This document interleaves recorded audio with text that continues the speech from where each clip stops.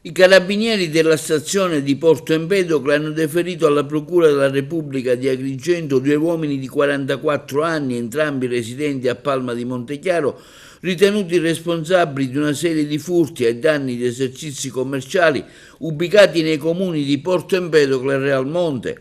L'attività investigativa dei carabinieri avviata nei mesi scorsi, condotta anche mediante l'analisi delle immagini di videosorveglianza, ha consentito dapprima di risalire all'autovettura utilizzata per commettere i reati, successivamente identificare i presunti autori, i quali nelle ore notturne si introducevano all'interno di piccoli negozi per asportare via la merce e il denaro contante.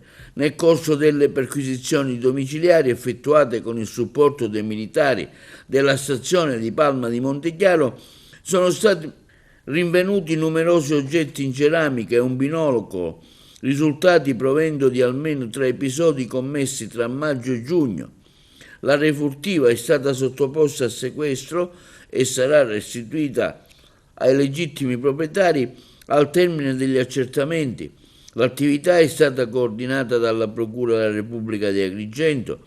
Prosegue per verificare eventuali collegamenti degli indagati con altri furti fatti lungo il litorale agrigentino. L'operato dell'Arma rappresenta un importante segnale nel contrasto ai reati predatori che ledono il tessuto economico locale, compromettendo la percezione di sicurezza dei cittadini.